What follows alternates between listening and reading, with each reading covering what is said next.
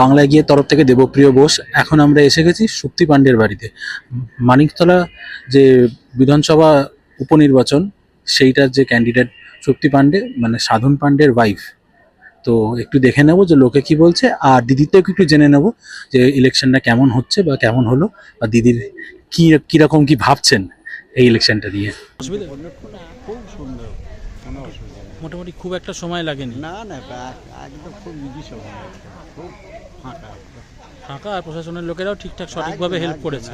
খুব ভালো ব্যবহার, খুব ভালো, খুব ভালো সুষ্ঠুভাবে কাজও করছে, ভালো, খুবই সুন্দর। আচ্ছা, একটু মানে ইলেকশনের আগে অলরেডি তো পরীক্ষা দেওয়া হয়ে গেল, জিজ্ঞেস করা এটা কাম্য নয়, তাও বলি কি মনে হয় এখানে কোন প্রার্থীর দিকে ঝুঁকে আছে বেশি? এখানে তো তৃণমূলের দিকেই তো আছে, তৃণমূলের দিকে, মানে শক্তি পাণ্ডে, মানে আমাদের মাননীয় সাধন পাণ্ডের ওয়াইফ যিনি। কেমন কি লাগলো? কোনো অসুবিধা হয়েছে? না না, কোনো অসুবিধা নেই, খুব ভালো, আরাম করেই ভোট দিতে পেরেছেন? ভালোভাবে মোটামুটি কতক্ষণ সময় লাগলো? বেশি না, 10 মিনিট। 10 মিনিট। আর আপনারা সিনিয়র সিটিজেনের জন্য তো আলাদা লাইন নিশ্চয়ই থাকবে, না, পেয়েছেন? একভাবেই দিচ্ছি, সবাই যেরকম যাচ্ছে, মানে একদমই অল্প লোক, ফাঁকায় দিয়েছে। আচ্ছা, ইলেকশন যদি বলা হয় পরীক্ষা হিসেবে যদি ধরা, তো কি মনে হয় এই মানিকতলা বিধানসভা কোন দিকে ঝুঁকে? আপনার কি মনে হয়? ও জিতে যাবে। কে? সাধন পাণ্ডের বউ, সাধন পাণ্ডের ওয়াইফ, মানে শক্তি পাণ্ডে। আমাদের তৃণমূলই জিতল। আচ্ছা, একটু দিদিকে দাও। হ্যাঁ, মানে গত 40 বছর, কেন 45 বছর ধরে ওনার একটানা উনি বিধায়ক রয়েছে। হ্যাঁ, এবং উনি ছাড়া আমরা কাউকে সত্যি কথা ভাবতে পারি না।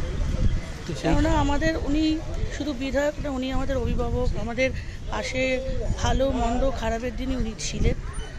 এখন উনি হয়তো এই পৃথিবীতে নেই, কিন্তু ওনার রিপ্রেজেন্টেটিভ হিসেবে আমরা যেটা আন্টি বলে বলি, ওনার ওয়াইফ শক্তি আন্টি, তিনিও আমাদের খুব ওয়েল উইশার। ওনাকেও আমরা অনেক কিছুতে পাশে পাই, ওনার ডাকলে ওনারও সাড়া পাই। উনি একজন সোশ্যাল ওয়ার্কার, এবং আমরা সত্যি কথা মন থেকেই চেয়েছিলাম উনিই যাতে পরবর্তী আমাদের বিধায়ক হিসেবে উনিই যাতে আসবেন। মানে উনি একমাত্র মানে এর জন্য একদম পারফেক্ট। এই যে আপনি বলছেন, এটা কি তাদের কাজের নিরিখে? একদম, কারণ আমরা তো ওনাদের ছাড়া কাউকে ভাবতেই পারিনি এত বছর ধরে, ওনার বিকল্প হিসেবে তো কাউকে দেখিনি। মানে সব রকম ক্ষেত্রে উনি আমাদের মেডিকেল দিক থেকে হোক, বা কোনো রকম প্রবলেম, রাস্তাঘাট দিক থেকে হোক, কোনো রকম মানে জলের সমস্যার দিক থেকে হোক, সব কিছুতে ওনাকে পাশে পেয়েছে। একটা প্রশ্ন, যেই প্রকল্পর জন্যে আজকে তৃণমূল কংগ্রেস বাংলায় এত হিট বলা যেতে পারে, যত প্রকল্প, তার ভেতরে একটা সেরা প্রকল্প লক্ষ্মী ভাণ্ডার বলা যেতে পারে। তো কি বলবেন লক্ষ্মী ভাণ্ডার নিয়ে? লক্ষ্মী ভাণ্ডারটা আমাদের অনেক সাধারণ মানুষের অনেক হেল্প হয়েছে। দেখুন, প্রত্যেকে তো আর মানে হাউস ওয়াইফ ছাড়া তো প্রত্যেকে তো ওয়ার্কিং লেডি নয়, এবং একটা 1000 টাকা বলুন, 500 টাকা বলুন, যেটাই বলুন, একটা মানুষের ঘরে যদি 1000 টাকাও আসে, তার একটা গ্যাস রাখতে সুবিধা হবে, সে তার ঘরে যতটুকু পারে কোটাতে একটা হেল্প হবে। এইটুখানি যে দিদি দিয়েছেন, আগামী দিনে আমরা চাইবো উনি আমাদের জন্য আরও কিছু করুক। হ্যাঁ, দেখুন, আমাদেরও দিদি যেমন আমাদের জন্য করছেন, আমাদেরও কর্তব্য দিদির পাশে দাঁড়ানো। তবে তো দিদি আমাদের জন্য আগামী দিনে আরও কিছু করতে পারে। আমরা উপকৃত হয়েছি বলেই আজ দিদি আমাদের পাশে আছেন, এবং দিদি পশ্চিমবঙ্গে আছে। আর সেরকম কিছু প্রকল্পের লাভ আপনারা পেয়েছেন? না না, আমরা সেরকম হয়তো কিছু জানলেও আমরা সেই জায়গা অবধি পৌঁছাতেই পারিনি, বা আমরা সেন্ট্রাল গভর্নমেন্ট থেকে কিছু সুযোগ সুবিধা পাইনি। আমরা কন্যাশ্রী বলুন, মেয়েরা যে 25,000 টাকা করে পাচ্ছে, আমাদের ঘরে পেয়েছে, সাধারণ ঘরে সব ঘরেই পাচ্ছে, এবং এই টাকাটা তাদের আফটার মানে সেই মেয়েটার ভবিষ্যতে পড়াশোনার ক্ষেত্রে অনেকটাই হেল্প করবে। বিভিন্ন দিন মজুর বলুন, বিভিন্ন রকম যে এই স্কুলটাতে যে ভোট হচ্ছে, এখানে লোকালের মধ্যে কত দরিদ্র ঘরের বাচ্চা কাচ্চা ছেলে মেয়েরাই, অনলি ফর গার্লস, এই স্কুলে পড়ছে, এবং তাদের পক্ষে 25,000 টাকাটা অনেক যথেষ্ট। না না না, আমার এখানে শান্ত পরিবেশ। আমাদের এগেনস্ট তোমার যে প্রার্থী দাঁড়িয়েছে তার এগেনস্টে কেউ কিছু বলার নেই। মানে তোমার শক্তি পাণ্ডে, তৃণমূলের যে শক্তি পাণ্ডে যে দাঁড়িয়েছে, তার এগেনস্টে কেউ কিছু বলার নেই, তার বিরোধী ইয়ে তো নেই।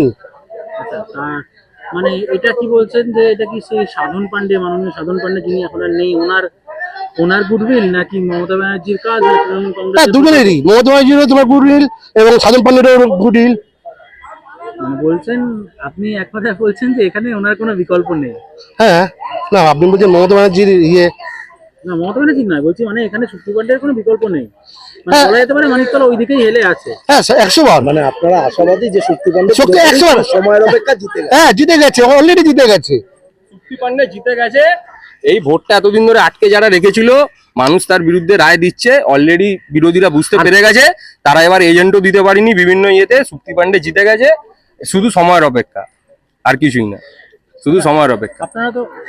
আপনারা কি ভোট দিয়ে বেরোলেন? হ্যাঁ, ভোট দিয়ে বেরোলাম। তো আপনারা কি শান্তিপূর্ণভাবে ভোট দিয়েছেন? খুব শান্তিপূর্ণভাবে ভোট হচ্ছে, কোনো অসুবিধা হচ্ছে না, একদম কারোর কোনো অভিযোগ নেই। আর তাহলে কি আপনারা বলতে চান মানিকতলা পুরোপুরি শক্তি পান্ডে মানে তৃণমূল কংগ্রেস?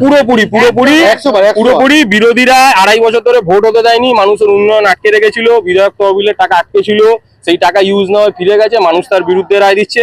আর যিনি বিজেপি প্রার্থী, তিনি 2021 সালের পর থেকে মানুষের সাথে কোনো যোগাযোগ রাখেননি, কোনো জায়গায় আসেনও নি, মানুষ যা বোঝার বুঝে গেছে, মানুষ শক্তি পান্ডেকেই চাইছে। এই এলাকা সাধন পান্ডের ছিল, এখন শক্তি পান্ডের থাকবে। আর মাঠের ছেলে মাঠে যাক, মাঠে থাকুক, মাঠের ছেলে মাঠে যাক, এই নিয়ে ভাবতে হবে না। মাঠে আপনি ফুটবলটা নিয়ে বুঝেন, ফুটবলে চলে যান। না, ফুটবলটা নিয়ে বোঝে না, একাধিক অভিযোগ আছে।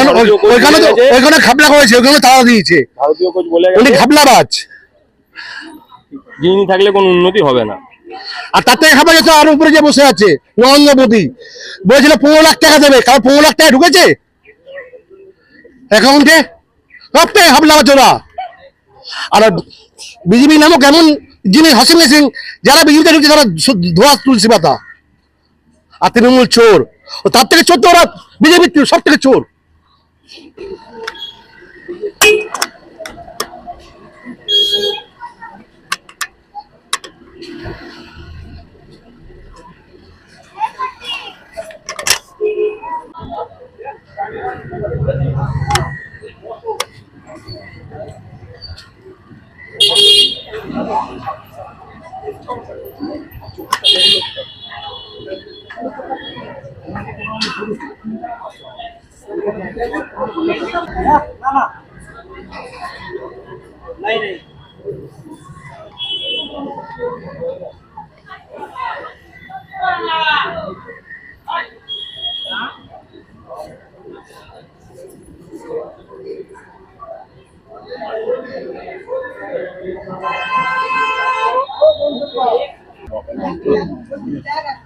ওরা ভয় পাচ্ছে, এত করে প্রশ্ন করলো, বললাম তোমরা বসো গিয়ে।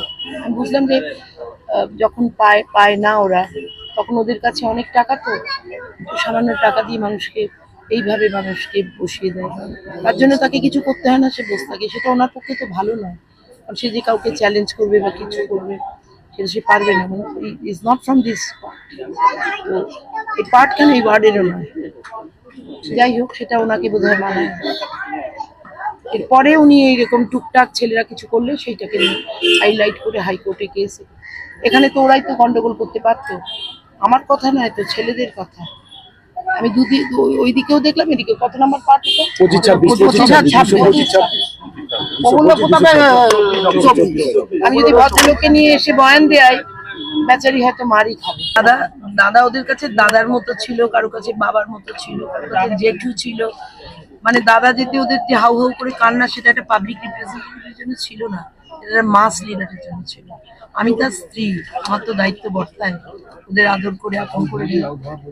তাহলে দাদার পূর্ণ সহযোগিতা না পেলে পরিবারে দিদিভাইকে ওরা একদম নিজের বোনের মতো দেখে, একদম নিজের বোনের। আর তারপরে আমাকে খুবই ভালোবাসে। তো সেই জায়গায় আমাদের সঙ্গে ওদের ঠিক লিডারশিপের সম্পর্ক, পরিবারের সম্পর্ক। এই একটা চক্রান্ত করে এতদিন এই যে বাড়িতে চা খেলাম না, ও চা নিয়ে জানেন, চাটা চট করে ঢালে। দিদি, আমরা আজকে আপনার যত ভোটার মানিকতলা বিধানসভা তাদের ঘুরে দেখো, দেখেছি, হ্যাঁ। তাদেরকে আমরা নিয়েছি, তারা সবাই মিলে বলছে যে শুধু সময়ের অপেক্ষা, ভোটটা করতে দিয়েছে, শুধু দিদির জয়টা, এটা আমাদের কাছে অন রেকর্ডেড আছে যে শুধু সময়ের অপেক্ষা। এবং যতদিন আপনি বিধায়ক ছিলেন না, এই ওয়ার্ডকে বঞ্চিত রাখা হয়েছিল 2.5 বছরের ওপর, সেখানে দাঁড়িয়েও আপনি তাদের জল এবং সমস্ত সমস্যার সমাধান করেছেন। কি বলবেন দিদি? হাসপাতাল ভর্তি, এখান ওখান ওদের সমস্যার শেষ নেই। এমনকি আমি ক্যাম্পেনিং করে আসছি, রোজ 2টো করে কেস, এখানে বেড পেলো না, ওখানে বেড পেলো না।